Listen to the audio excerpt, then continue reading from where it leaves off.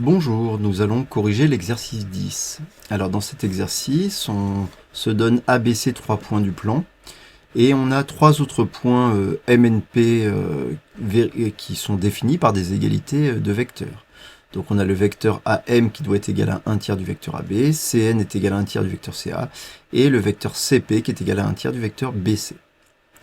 Donc là, c'est vraiment un exercice où on ne va pas faire de construction. On pourrait faire une construction géométrique, mais l'idée, ça va être de démontrer certains résultats géométriques de manière numérique, calculatoire, grâce aux vecteurs. Alors, donc on a nos trois points ABC sont des points quelconques du plan. Ça veut dire que tout ce qu'on va démontrer, prouver, ça fonctionnerait pour n'importe quel point ABC du plan. Alors la première chose qu'on nous demande de démontrer, c'est que le vecteur Mn est égal à moins 1 tiers du vecteur AB plus 2 tiers du vecteur AC. Et on nous donne une aide, on dit qu'on peut décomposer le vecteur Mn à l'aide de la relation de Schall. Très rapidement, la relation de Schall, si je la résume, vous la connaissez normalement, c'est presque la relation la plus importante des vecteurs. C'est le vecteur AB, quels que soient les points ABC du plan, le vecteur AB plus le vecteur BC est égal au vecteur AC. Donc, quand on la lit de gauche à droite, ça permet de faire des réductions de somme de vecteurs. Mais inversement, on peut aussi la lire de droite à gauche. Autrement dit, je peux dire que tout vecteur AC, avec quels que soient les points A et C du plan, peut se décomposer, tout vecteur AC peut se décomposer sous la forme AB plus BC. Et donc ça permet de faire des décompositions de vecteurs. Des décompositions de vecteurs en somme de vecteurs. Alors évidemment, il faut qu'il y ait les règles qui soient respectées. Vous voyez que l'origine du premier vecteur doit coïncider avec l'extrémité. Pardon, l'origine du second vecteur doit coïncider avec l'extrémité du premier vecteur. Voilà, sinon ça ne fonctionne pas. Donc, alors, allons-y, on nous donne un petit peu la méthode à suivre, on nous dit qu'on va décomposer le vecteur Mn à l'aide de la relation de Schall. Alors, ce qui se passe, c'est qu'on ne nous indique pas vraiment quelle décomposition on doit faire. Alors là, l'objectif dans ce type d'exercice, c'est de regarder ce que l'on connaît des points M et N qui sont finalement en jeu dans ce vecteur. Alors on sait par exemple que le vecteur AM, on a l'expression du vecteur AM en fonction de AB. On a l'expression du vecteur CN en fonction du vecteur CA. Et on voit que justement ça tombe bien parce que nous on voudrait exprimer le vecteur Mn en fonction de AB et de AC. Donc l'idée générale, c'est quand même de faire apparaître les petits vecteurs qui définissent nos points, c'est-à-dire le vecteur AM et le vecteur CN. Ceux dont on sait quelque chose. On sait leur expression en fonction de AB et de CA, donc de AC. Voilà.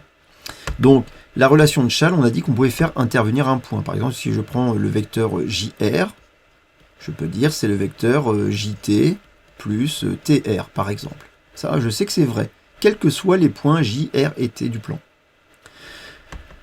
J'ai fait intervenir un point, j'ai fait apparaître un point. Mais on peut aussi faire apparaître plusieurs points. Imaginez que j'ai envie de faire apparaître le point T et le point S.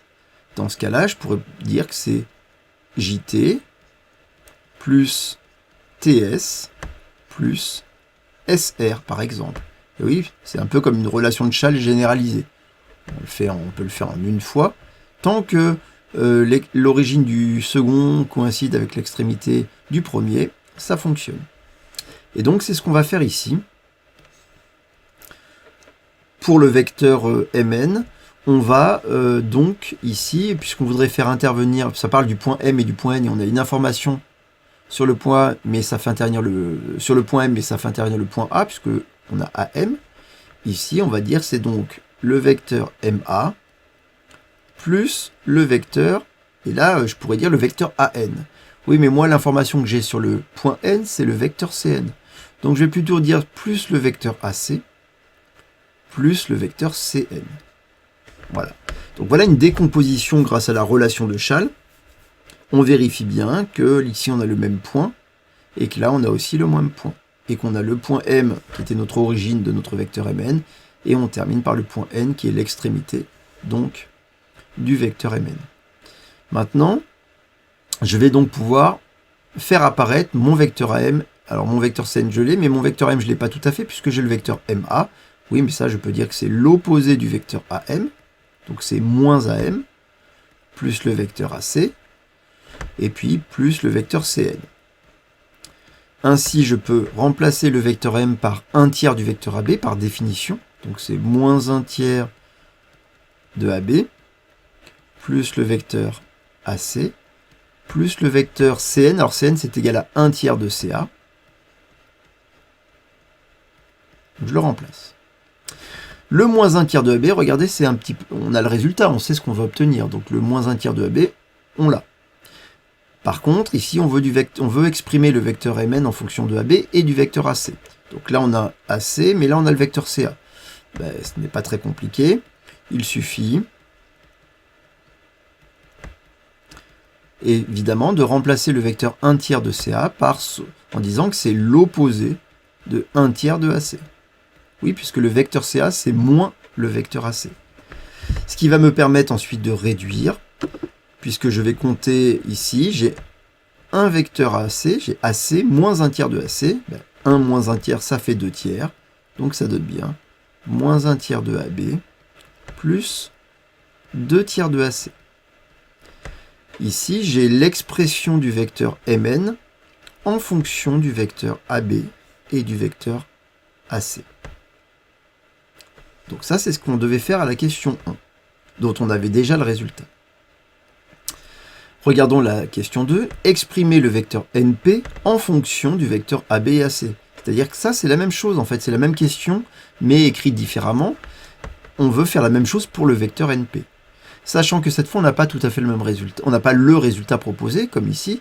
Donc, on ne sait pas quels vont être les coefficients de AB et de AC. Vous voyez que dans la décomposition du vecteur Mn, vous aviez un coefficient moins 1/3 du vecteur AB, et puis un coefficient plus 2/3 du vecteur AC. Donc là, il va falloir qu'on trouve les bons coefficients. Donc on part du vecteur NP, et on va encore une fois décomposer grâce à la relation de Schall. Alors si vous regardez ici, que ce soit pour le point N ou le point P, ce qu'on a dans les égalités de définition, égalité de vecteurs, ici ça parle du vecteur Cn, et ici le vecteur Cp, autrement dit, il n'y a que le point C qui intervient. Donc je vais utiliser la relation de Schall simplement en disant que c'est le vecteur NC plus Cp. Le vecteur NC, c'est... Alors je peux dire, c'est... soit je refais pareil, c'est-à-dire je vais dire que c'est moins le vecteur Cn, puis remplacer, puis repasser à l'opposé, ou directement, ici vous voyez que le vecteur Cn c'est 1/3 du vecteur Ca, et donc le vecteur NC, ben, je peux passer aux opposés, ce sera donc directement 1/3 du vecteur AC. Puisque si je prends l'opposé du vecteur Cn, ben, je dois prendre l'opposé du vecteur 1/3 de Ca. Et le vecteur opposé de 1/3 de Ca, soit vous le notez moins 1/3 de Ca, mais là ce ne serait pas judicieux, soit vous le notez 1/3 de AC. Or, on sait qu'on veut obtenir du vecteur AC. C'est toujours ça l'objectif. Et le vecteur Cp, ça vaut 1/3 du vecteur BC. Donc là, on a exprimé le vecteur NP en fonction de AC et BC. Et nous, on nous a demandé d'exprimer le vecteur NP en fonction de AB et AC. Autrement dit, on n'a pas tout à fait terminé, puisque là, on a le vecteur BC, il va falloir que lui aussi, on le redécompose. Ben, on veut du vecteur AB, on a du vecteur BC, il faut faire intervenir le point A. Donc on va dire que c'est 1/3 du vecteur AC, plus 1/3 du... Et là, on va décomposer le vecteur BC en BA plus AC. Attention de bien penser à écrire les parenthèses. Parce que ce coefficient 1/3, c'est 1/3 de tout le vecteur BC, même sous sa forme décomposée. Ce qui nous donne 1/3 du vecteur AC. Je peux distribuer, ça fait 1/3 du vecteur BA, plus 1/3 du vecteur AC. Ici, j'ai 1/3 du vecteur BA, mais moi je veux le vecteur AB, ben je passe à l'opposé. Ça veut dire que c'est l'opposé de 1/3 du vecteur AB, donc c'est moins 1/3 du vecteur AB. Et j'ai 1/3 de AC plus 1/3 de AC. Ben 1/3 plus 1/3, ça fait 2/3, donc ça me donne 2/3 du vecteur AC. Et ça, c'est le vecteur NP. c'est l'expression du vecteur NP en fonction du vecteur AB et du vecteur AC. C'est sa décomposition ou son expression. Alors si vous regardez, ben là on a trouvé les mêmes décompositions pour les deux vecteurs. Que pouvez-vous en déduire pour les points M, N et P? C'est donc la question qui nous parle cette fois des points, donc des points de géométrie, hein, c'est une question de géométrie. Qu'est-ce qu'on peut dire de ces points? Alors, qu'est-ce qu'on a d'après petit 1 et petit 2? Ben, on a Mn qui est égal à moins 1 tiers de AB plus 2 tiers de AC, Np qui est égal à moins 1 tiers de AB plus 2 tiers de AC, donc évidemment par transitivité de l'égalité vectorielle, on en déduit que le vecteur Mn est bien égal au vecteur Np. Ils ont la même décomposition en fonction des deux vecteurs, donc ils sont égaux.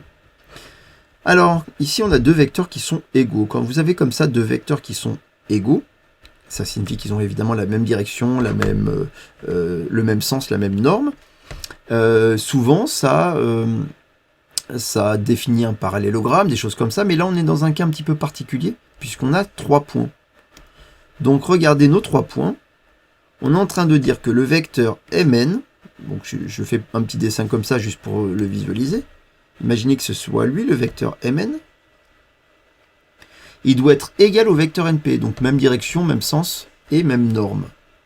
Mais comme on repart de N, puisque c'est l'origine de mon vecteur de droite, bien évidemment, mon nouveau vecteur, je vais le refaire ici. Je n'ai pas le choix.